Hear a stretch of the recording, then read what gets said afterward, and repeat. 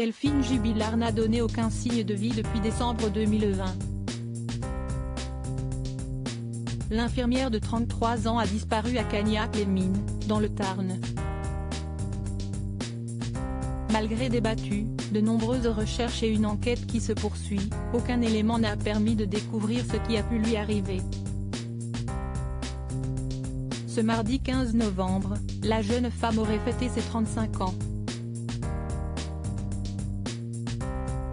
Pour cette occasion spéciale, ses amis se sont réunis devant son domicile.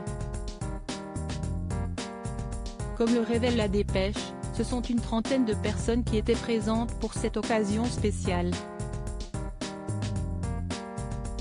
Je ne connais pas la famille mais je me sentais obligée de venir aujourd'hui.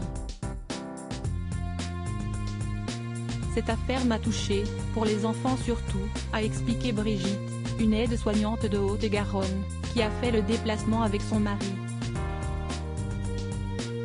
Ce rassemblement était très important pour les amis et proches de Delphine Jubilard puisqu'elles n'ont pas l'intention d'abandonner leurs recherches. Des bougies LED et des affichettes ont été distribuées aux participants afin qu'ils déposent, à tour de rôle, le portrait de la jeune femme devant la maison familiale. Ensuite, Siesti Amy, une proche amie de la disparue, qui a pris la parole. Ce soir, Siesti avec toi que j'aurais dû être, ma poupée. Je ne cesse de penser à toi tous les jours qui passent depuis bientôt 2 ans, a-t-elle d'abord indiqué avant d'ajouter, je me bats pour toi, pour Louis et Elia. Parce que je sais que tu ne les as pas abandonnés, et je veux qu'ils le sachent. Dans la nuit du 15 au 16 décembre 2020, la vie de Delphine Jubilard a basculé. La jeune femme a disparu, sans laisser de traces. Le principal suspect de cette affaire est Cédric Jubilard, son mari.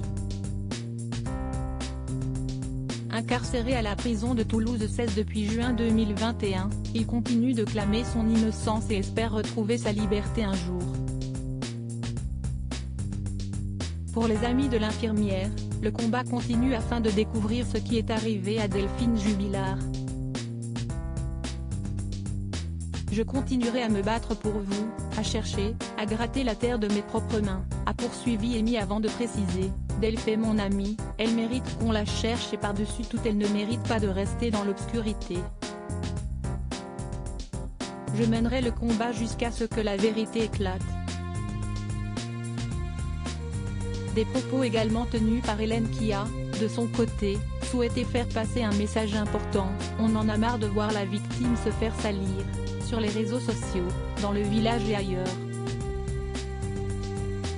Une femme qui n'est pas heureuse a le droit de refaire sa vie, d'avoir un amoureux, a-t-elle rappelé avant de déclarer, Siesti Delphine qui a disparu, qui n'est plus là.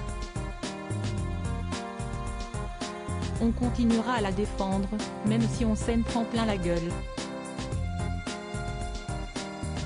La soirée a été clôturée avec la projection d'un film durant lequel des images inédites de l'infirmière de 33 ans ont été dévoilées. Pour montrer comment était Delphine, surtout avec ses enfants. Et pour montrer aux gens le combat qu'on mène depuis bientôt 2 ans, a conclu Hélène avant de remercier les personnes qui apportent leur soutien depuis le début. Delphine Jubilard, quand aura lieu la reconstitution de sa disparition? Qu'où est-il arrivé à Delphine Jubilard? A-t-elle fait une mauvaise rencontre? Son mari, Cédric Jubilard, a-t-il commis l'irréparable? Si les hypothèses enchaînent, aucune n'a permis de découvrir ce qui est arrivé à la jeune femme. Ses amis et proches ne perdent pas l'espoir de la retrouver et des battues sont régulièrement organisées, en vain. Une reconstitution de la nuit de sa disparition va se dérouler le 13 décembre prochain. Permettra-t-elle d'obtenir des réponses concrètes? De nouveaux éléments vont-ils être mis en avant? Pour l'heure, Cédric Jubilard reste présumé innocent jusqu'à preuve du contraire par les autorités compétentes.